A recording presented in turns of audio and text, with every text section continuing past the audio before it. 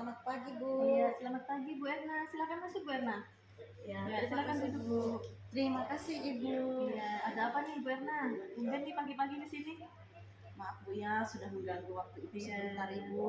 Saya cuma mau menyampaikan Bu sesuai dengan jadwal yang telah dibuat oleh kurikulum tuh Bu, bahwa hari ini kesepakatan kita saya melakukan observasi yang dilakukan oleh Ibu. Oh iya ya, sampai saya terlupakan kalau ternyata hari ini jadwal observasi Bu ya. Iya, ternyata hari ini jadwal observasi Bu Erna. Nah, terkait dengan observasi hari ini, apakah untuk kesiapan Bu Erna nih dalam pelaksanaan observasi ini, materinya materi apa yang mau Ibu ambil, kemudian tujuan pembelajaran yang akan dicapai apa Bu? Nah, ini Bu, saya kan hari ini jadwalnya di kelas 7A. Karena ini baru tahun ajaran baru, bab pertama Ibu, saya mau masuk materi tentang bilangan bulat. Nah, tujuan yang mau saya ambil Ibu, karena menyangkut tentang bilangan bulat, maka saya mau mengajak murid-murid itu menyebutkan atau memahami mana yang termasuk bilangan bulat positif dan mana yang termasuk bilangan bulat negatif. Kemudian saya juga mau mengajak anak-anak itu mampu menyelesaikan operasi bilangan bulat itu Ibu berdasarkan sifat-sifat dari operasi bilangan bulat seperti itu Ibu. Jadi banyak tuh ya tujuan pembelajaran yang akan dicapai ya. Untuk itu, untuk mencapai tujuan pembelajaran yang akan dicapai tadi, Bu, kira-kira strategi apa nih Bu yang akan Ibu gunakan dalam pembelajaran hari ini? Begini Ibu, saya itu mau mengambil strategi kombinasi ya Bu.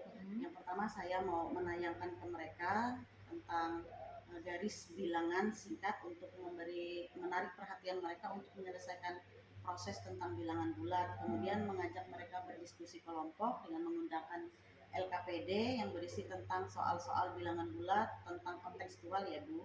Kemudian saya juga menyiapkan pertanyaan pematik untuk anak-anak agar mampu mengarahkan mereka menemukan sendiri menyelesaikan masalah terkait tentang bilangan bulat yang mengikuti aturan-aturan dari sifat-sifat bilangan bulat, yang kemudian pada akhirnya siswa itu mampu diajak untuk membuat rangkuman bersama Ibu.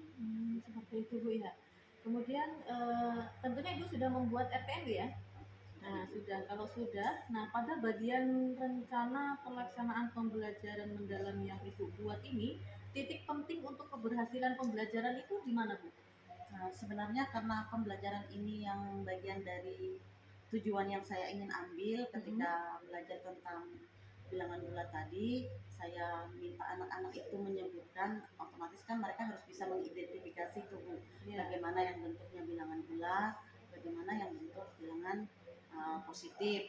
Kemudian juga saya mengajak anak-anak itu mampu menyelesaikan soal bilangan bulat yang terdiri dari operasi bilangan bulat, baik itu tambah, kurang, dan kali itu. Jadi rencana pelaksanaan pembelajarannya ini sudah Ibu susun dengan baik, termasuk dalam alokasi waktu dalam pelaksanaannya gitu Bu ya. Tentunya namanya kita membuat perencanaan pembelajaran itu kan yang baik-baiknya, dan itu harapan kita itu semuanya itu bisa terlaksana dengan baik. Nah, ketika ini Bu ya, ketika dalam proses pembelajaran itu kan kita tidak ada yang tahu. Kalau misalnya nantinya di tengah-tengah pembelajaran itu ada kendala yang Ibu temui, nah, kira-kira strategi apa yang akan Ibu siapkan untuk mengatasi kendala tersebut? Menurut saya Ibu, kendala yang saya hadapi ketika proses pembelajaran itu pasti ada Ibu. Yang sering saya temuin itu adalah siswanya kurang aktif, lebih banyak pasif. Saya akan mencoba memberi pertanyaan pemancing Ibu yang lebih sederhana, atau saya akan menggabungkan mereka dalam kelompok yang lebih efektif. Kalau waktunya tidak terbatas, saya akan memberikan mereka pembelajaran fokus pada konsep inti Ibu. Lalu saya juga akan memberikan PR yang untuk memperdalam pemahaman mereka tentang pembelajaran mendalam ini. Karena di dalam proses pembelajaran matematika itu Ibu, ada siswa yang memiliki kemampuan pemahaman yang kuat tentang proses pembelajaran, dia memiliki kemampuan menganalisis. Jadi saya gabungkan dengan anak-anak yang kurang aktif seperti itu Ibu. Iya, baik. Nah, Ibu sudah menceritakan nih alur-alur yang akan Ibu laksanakan nanti ketika Ibu melaksanakan pembelajaran di kelas, dan saya akan mengobservasinya gitu Bu ya. Jadi saya akan memperhatikan hal-hal yang sudah Ibu susun, Ibu rencanakan tadi. Jadi mari kita sama-sama menjadikan ini sebagai proses pembelajaran atau pengalaman pembelajaran. Saya nantinya akan mencatat hal-hal yang terjadi dalam proses pembelajaran itu, Ibu ya. Jadi di sini saya selaku kepala sekolah yang mengobservasi Ibu tentunya tidak akan jangan anggap ini sebagai hal untuk menghakimi Ibu, tapi ini sebagai pembelajaran dan nantinya kita akan merefleksikan bersama nih Bu, guna untuk perbaikan pembelajaran Ibu ke depannya. Terima kasih Ibu, saya siap menerima masukan dari Ibu agar proses pembelajaran saya menjadi lebih baik ke depannya. Iya. Terima kasih Ibu ya. Ya, terima kasih kembali Bu Erna. Silakan Bu Erna ke kelas dulu. Nanti saya akan menyusul ke sana Bu ya. Silakan siapkan anak-anak dulu. Baik Ibu, terima Ya, kasih Ibu ya. ya, Permisi, sama-sama. Ibu. Siang Ibu. Ya, selamat siang Bu Erna. Silakan duduk. Terima kasih Ibu. Iya, Bu Erna tadi sudah melaksanakan kegiatan pembelajaran di kelas dan saya sudah melihat secara langsung bagaimana Bu Erna sudah melaksanakan proses pembelajaran tadi dengan baik kalau menurut saya ya. Jadi bagaimana nih sekarang saya mau nanya perasaan Bu Erna setelah melaksanakan pembelajaran dan saya observasi di kelas tadi Bu Erna. Aduh Ibu, saya merasa senang sekali Ibu karena ini baru pertama kali saya melihat anak belajar sangat antusias Ibu ketika saya menerapkan proses pembelajaran PM ini tadi di kelas Ibu, terutama ketika saya memberikan soal-soal tentang bilangan bulat itu seperti apa, contohnya seperti apa, terus mereka sangat semangat ya Ibu. Ternyata ini loh namanya bilangan bulat, ini loh namanya bilangan positif. Terus saya ajak juga mereka tadi menonton ya Bu, yang menonton video visual tentang garis bilangan juga. Mereka itu ternyata sangat fokus Ibu, namun saya masih ada beberapa kelompok yang kurang aktif. Ketika diskusi tadi saya merasa perlu mencari cara supaya semua kelompok lebih merasa sangat aktif dan berpartisipasi ya Bu ya dalam kegiatan itu tadi. Nah, kemudian menurut Bu Erna dari semua pembelajaran tadi yang sudah berjalan baik itu bagian mana Bu ya? Menurut saya ya Bu, bagian persepsi dan penggunaan media visual tadi berupa garis bilangan itu sudah berjalan baik Ibu ya. Kemudian saya lihat juga murid juga lebih memahami materi tentang pembelajaran bilangan bulat tadi.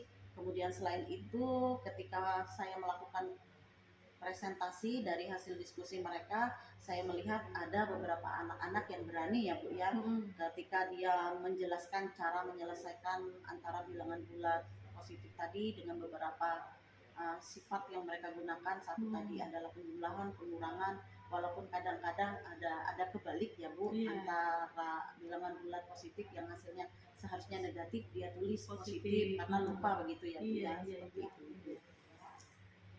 Kemudian kalau kita melihat kembali,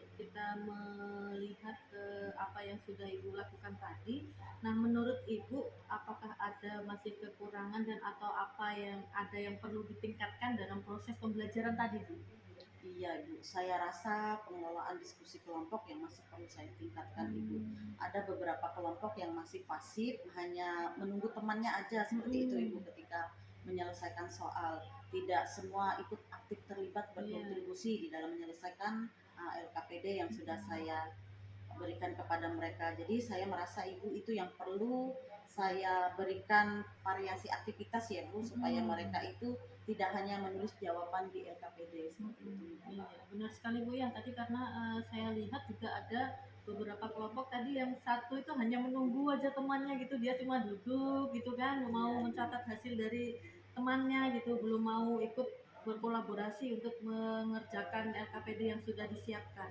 Nah, kira-kira strategi apa nih yang Ibu mau gunakan biar lebih bervariasi lagi untuk pertemuan berikutnya? Jadi agar permasalahan yang terjadi tadi ketika ada yang siswa yang pasif, ada yang aktif. Nah, ini sehingga semuanya itu bisa aktif dalam proses pembelajaran. Nanti kira-kira apa Bu strateginya nih Bu? Menarik ini Bu. Mungkin Bu, saya akan mencoba menggunakan stimulus permainan garis bilangan bulat Ibu. Kan sekarang itu kalau kita belajar tentang PM ya Bu, tentang kontekstual itu saya libatkan anak-anak belajar di dalam kelas itu Bu. Kan ada ubin-ubin ini, keramik-keramik.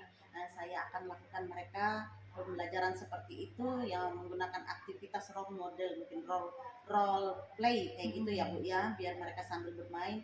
Terus saya memberikan juga kuis untuk membuat mereka lebih aktif Ibu.